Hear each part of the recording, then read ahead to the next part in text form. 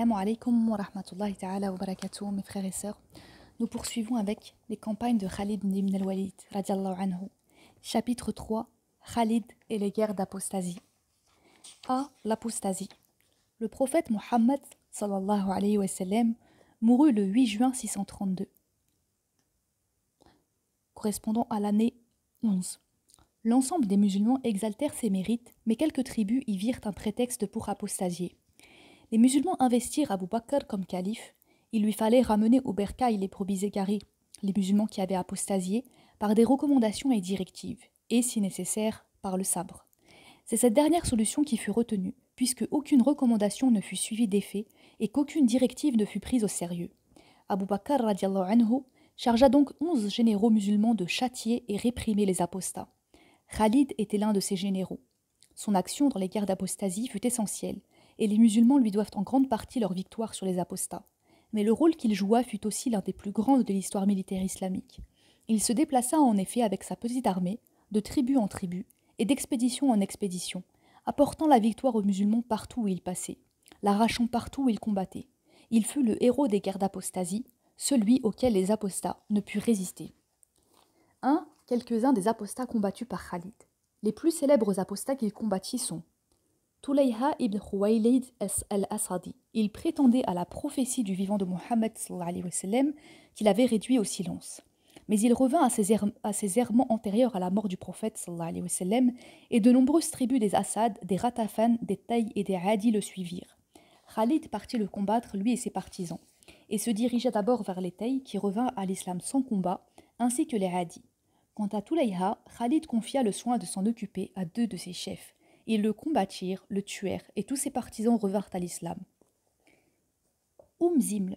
Cependant, quelques-uns des Assad, Ratafan, Taï, Sulaym et Hawazin se regroupèrent autour d'une femme très valeureuse appelée Ziml, qui avait proclamé sa rébellion. Khalid se dirigea vers elle et un violent combat s'ensuivit. Il tua Ziml ainsi que 100 de ses partisans. La tribu des Banu Amir. Les Banu Amir avaient apostasié à l'imitation des Assad et des Ratafan, puis revinrent à l'islam en présence de Khalid sans livrer de combat. Malik ibn Wayra.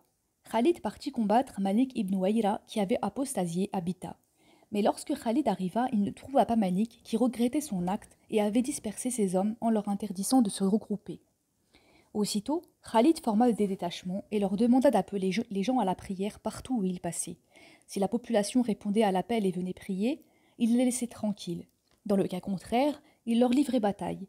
Ils en vinrent à trouver Malik avec un groupe des Banu Ta'laba ibn Yarbour, mais les témoignages des détachements furent contradictoires à leur sujet. Certains prétendaient qu'ils avaient répondu à l'appel et prié, d'autres niaient cela. Khalid ordonna que l'on s'empare de Malik et ses hommes et qu'on les emprisonne. La nuit était froide, et il cria que l'on chauffe les prisonniers, ce qui signifie dans la langue de Kinana « tuer ».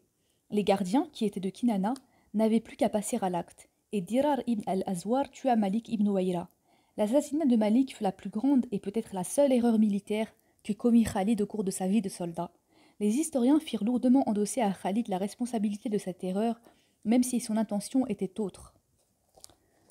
Le combat contre Moussaïlama l'imposteur, la bataille de Aqraba ou du clos de la mort.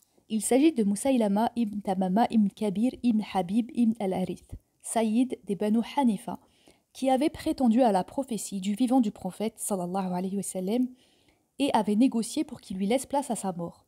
Le prophète sallallahu alayhi wa sallam le rabroua, mais lorsque Mohammed sallallahu alayhi wa sallam mourut, il reprit ses prétentions et apostasia avec sa tribu. Khalid était encore à Bita au moment où le calife Abu Bakr lui fit parvenir une armée, menée par Ikrima ibn Abi Jahl et destinée à combattre Moussaïlama.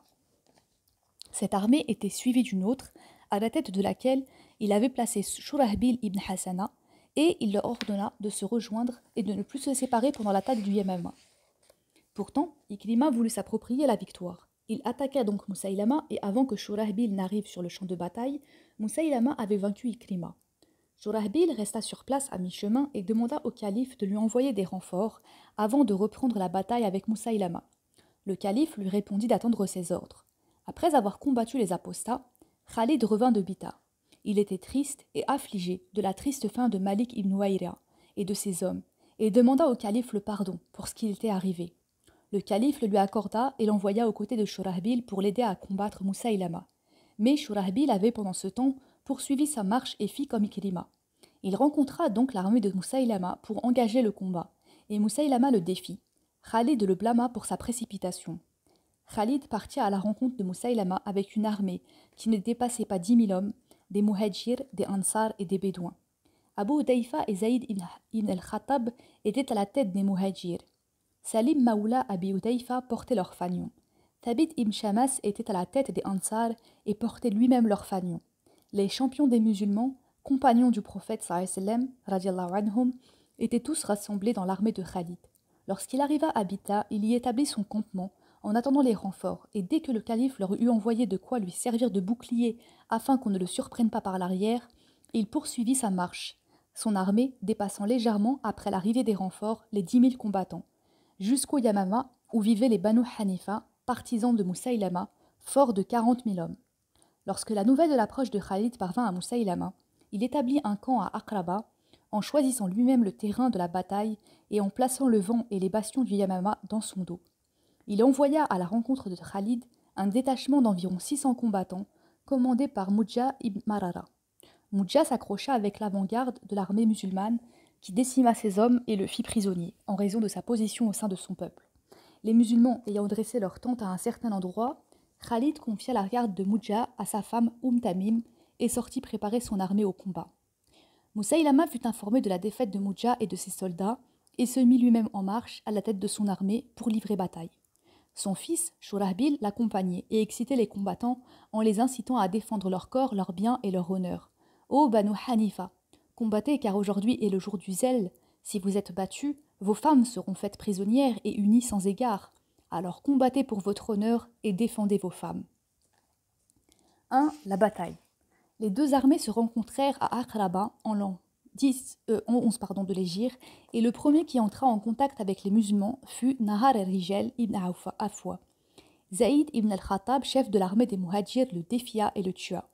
Soudain, la bataille s'intensifia et s'embrasa. Les musulmans n'en avaient jamais connu d'aussi violente et étaient mis en déroute. L'armée de Moussaïlama fit irruption dans le campement des musulmans jusqu'à la tente de Khalid. Pendant que ce dernier bataillait au dehors, les Banu Hanifa trouvèrent Mujah, qui était prisonnier de la femme de Khalid, enchaîné comme nous l'avons vu. Ils le délivrèrent et voulurent la tuer. Mujah les en dissuada en disant « Elle est comme une parente, c'est elle qui a pris soin de moi. » Puis il reprit « Laissez-la et occupez-vous des hommes. » Les musulmans se rendirent compte de l'ampleur de la défaite. C'était un jour funeste pour eux. Ils s'appelèrent encore les uns les autres au combat et stimulèrent leur ardeur.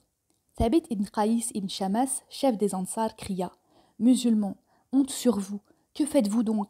Écartez-vous que je vous montre comment on combat. » Puis il fut tué au combat. Zaïd ibn al-Khattab, chef des Muhajirs, cria « Pas de quartier, par Allah, je ne parlerai pas aujourd'hui tant que nous ne les aurons pas vaincus ou alors que je sois tué. » Il se battit et fut tué, de même qu'Abu Hudayfa. Alors Khalid demanda à ses gardes de protéger ses arrières afin qu'on ne le surprenne pas et chargea les apostats avec ceux qui l'entouraient. Il combattit avec une violence telle qu'il les repoussa au-delà de leur position initiale. Le combat resta serré, les deux parties alternant le fkar et le far, l'échec et la victoire. Jamais, au cours de leur guerre, les musulmans n'avaient connu de combat aussi intense. La plupart de leurs chefs furent tués et ils faillirent désespérer de la victoire.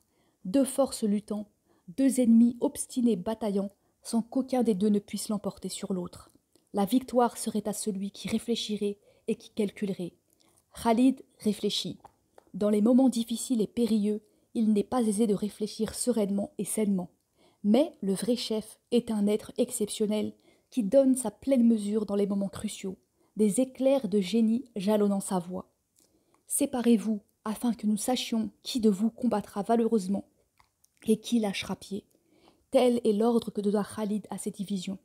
Il voulait que chaque division se distingue de l'autre, c'est-à-dire qu'elles s'en séparent pour combattre isolément, et ainsi ils connaîtraient leur valeur individuelle, et les musulmans sauraient qui a combattu bravement et tenu bon, et qui, affaibli, s'est montré lâche et a permis aux apostats de passer par son côté. De cette manière, Khalid poussa à l'extrême l'émulation entre les musulmans. L'ordre fut promptement exécuté, chaque division se séparant de l'autre, les Muhajirs et les Ansar, d'un côté, les Bédouins d'un autre côté. Le combat s'intensifia, chacun redoublant d'ardeur vis-à-vis de l'autre, et la ferveur des musulmans atteignit des sommets, chaque division désirant remporter la victoire, avoir l'honneur d'être la meilleure, et les hommes s'élançaient pour affronter la mort sans réfléchir. Le combat continua pendant de longues heures, et les pertes s'alourdissaient des deux côtés. Moussaïlama tint bon jusqu'à ce que le combat épuisa ses soldats. Alors la bataille commença à prendre un plus mauvais tour pour lui, mais il n'en demeura pas moins déterminé, fort et ne lâcha pas pied. Khalid se remit à réfléchir rapidement et conclut « L'ennemi ne sera vaincu que si on lui coupe la tête, et la bataille ne prendra fin qu'avec la mort de Moussaïlama. » Il prit sa décision et dit « Qui veut combattre en duel ?» Nombreux furent ceux, parmi les plus valeureux, qui s'avancèrent vers lui et qu'il vainquit. À ce moment capital, l'émulation était à son comble du côté musulman. Chaque tribu combattait sous son propre fanion et réclamait la victoire. Les hommes de Khalid furent particulièrement endurants. Ils tinrent bon, rivalisèrent de bravoure et ne désespèrent pas, alors que les hommes de Moussaïlama décrochaient et désespéraient de remporter la victoire. À cet instant, Khalid s'approcha de Moussaïlama et l'invita à retrouver le droit chemin, à se soumettre et à revenir à la religion orthodoxe. À chaque fois qu'il l'appelait, ce dernier détournait le visage pour consulter son démon, et le démon lui interdisait d'accepter. Khalid lui demanda d'accepter une dernière fois. Il se détourna de nouveau. Alors Khalid fondit sur lui et cria à ses soldats « Su, pas de quartier !» Moussaïlama s'enfuit devant Khalid, ses soldats courant à ses trousses. Khalid et ses hommes le poursuivirent jusqu'à ce qu'il se réfugie dans un clos appelé clos de la mort. Il y entra et on verrouilla la porte sur lui. Khalid monta à l'assaut du clos avec ses soldats, livra un violent combat et finalement, Moussaïlama fut tué par le javelot de Wahshi qui l'atteignit au flanc et le transperça de part en part. Sabak ibn Harsha l'acheva avec son sabre. La mort de Moussaïlama mit un terme à ce violent combat, car elle ébranla les forces de l'ennemi qui s'effondra à la perte de son chef. Les forces musulmanes s'en trouvèrent revigorées, les poitrines s'enflammèrent. Les soldats de Moussaïlama furent sommairement exécutés pour ne laisser aucun choix à Moudja qui, prenant le commandement après Moussaïlama et reconnaissant la défaite, se rendit et réclama la paix. Le combat avait aussi épuisé les soldats de Khalid et il ne restait de l'armée de Moussaïlama que les femmes, les enfants, les vieillards et les faibles. Aussi, Khalid agréa-t-il sa requête et cessa le combat. Dans cette bataille, les pertes musulmanes s'élevèrent à environ 1000 hommes, alors que les apostats en perdirent près de 20 000. 2. La paix. Lorsque Moudja proposa la paix à Khalid, il lui dit « Le bastion des Banu Hanifa étant derrière le clos de la mort où tout combat s'était arrêté. Le bastion est plein d'hommes. Veux-tu étendre la paix à ce qui est derrière moi ?» Khalid exigea que tous les biens lui reviennent en échange de la vie des habitants. Mais Moudja ajourna sa décision pour consulter ses compatriotes. Il se rendit au bastion où il ne restait plus que des femmes, des vieillards et des faibles. Il ordonna alors aux femmes de cacher leur visage, de revêtir des armures et de se tenir sur les remparts. Puis il revint vers Khalid et lui dit « Mes compatriotes n'acceptent pas tes conditions et n'approuvent pas ce que j'ai fait. » Khalid pensa alors que le bastion était vraiment rempli d'hommes et hésita à poursuivre le combat, car la guerre avait épuisé son armée, nous l'avons vu. Il exigea donc que Moudja lui verse l'or, l'argent, les armes, et que la moitié des habitants soient réduits à la captivité. Quand le bastion ouvrit ses portes et que Khalid y pénétra, il constata qu'il ne contenait rien d'autre que ce que nous avons décrit. Il dit alors à Moudja « Tu m'as trompé ». Moudja répondit « Ce sont mes compatriotes, je ne pouvais pas agir autrement ». 3. Conclusion. Avant la bataille. La situation des combattants avant la bataille était la suivante. Le moral des apostats était très élevé, suite aux défaites de Ikrima et de Shurahbil. Ils étaient chez eux, sur un terrain qu'ils connaissaient bien et parmi leurs congénères. Leur nombre était 4 fois supérieur à celui des musulmans. Pendant la bataille, les musulmans se différenciaient des apostats par le fait qu'ils combattaient pour une idéologie à laquelle ils adhéraient profondément et sous le commandement d'un chef qui se distinguait par sa valeur et sa personnalité, alors que les apostats combattaient pour des intérêts tribaux et sous le commandement d'un chef bénéficiaire de ces intérêts. Moussaïlama a commis une faute du point de vue militaire quand il s'est réfugié dans le clos plutôt que dans le bastion qui n'était pas très éloigné et où Khalid aurait eu beaucoup de mal à le vaincre. Il n'y avait aucune commune mesure entre les forces en présence. Khalid affronta avec ses 10 000 hommes Moussaïlama qui en avait 40 000. Et il l'a vaincu au cours d'une bataille où les armes étaient pratiquement les mêmes de chaque côté. Si nous étudions l'attitude de Khalid pendant cette bataille, nous parvenons aux conclusions suivantes. Khalid compara à coup sûr ses forces et celles de son ennemi. Il en ressortit persuadé qu'il ne pouvait le vaincre qu'en ayant recours à 2 armes dont l'une était au service de l'autre. L'organisation, qui fut l'un des piliers de cette bataille, elle consistait à séparer les divisions et à les distinguer. Il suscitait par ce biais la détermination et la rivalité entre les combattants pour parvenir à la victoire outre les éléments mouvement et continuité. Le moral qui joua un rôle fondamental. Ainsi, tandis que Khalid menait au combat des soldats qui se battaient au nom de leur foi, guerroyaient pour le triomphe d'une religion et servaient sous la bannière d'un chef digne de confiance et habité d'un véritable génie militaire, Moussaïlama commandait des hommes qui ne combattaient ni pour une croyance, ni pour le triomphe d'une religion, mais au service d'une tribu, les Banu Hanifa, et pour des intérêts personnels, servant sous la bannière d'un chef qui manquait de charisme. Comment Khalid a-t-il tiré profit de cette contradiction et comment a-t-il fait de la force morale animant ses soldats une arme essentielle et performante dans la bataille? Khalid, avec génie, a compris que l'esprit d'émulation donnait à ses soldats une motivation, une ardeur et une intrépidité auxquelles son ennemi ne pouvait pas se mesurer. Il se fonda donc sur la segmentation des forces, chaque division guerroyant seule et sous son propre fanion. Khalid savait qu'il ne parviendrait pas à vaincre son ennemi si le combat restait serré. Il fallait absolument trouver d'autres biais, sortant de l'ordinaire, des méthodes pour remonter le moral de ses troupes et saper celui de l'ennemi. Il les défia alors en combat singulier et en tua un grand nombre en duel. Khalid savait également que Moussaïlama et personne d'autre était la tête de l'armée et qu'il représentait à la fois la cause et le but de la bataille. Sans aucun doute, sa mort mettrait fin à la bataille. C'est pourquoi il se jeta sur lui et le poursuivit jusqu'au clos de la mort où il fut tué d'un coup de javelot. La bataille se termina ainsi, au profit de Khalid. Pour atteindre son but, Khalid a combiné une tactique habile et un excellent minutage.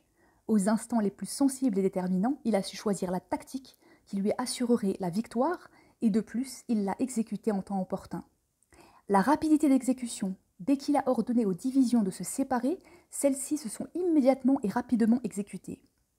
L'art de surprendre l'ennemi, il a brusquement assailli Moussaïlama, l'a poursuivi en chevauchant et harcelé. Du coup, ce dernier a décroché et s'est enfui, ses soldats derrière lui. Un héroïsme permanent et une extrême détermination au combat. Ces soldats n'ont pas baissé les bras et n'ont pas lâché pied. Les chefs conduisaient les soldats à la mort et les y appelaient leur promettant l'immortalité après elle. Cette bataille fut en vérité l'une des merveilles de Khalid et l'une des nobles pages de son génie militaire créatif. Wassalamu alaikum wa rahmatullahi ta'ala wa barakatuh.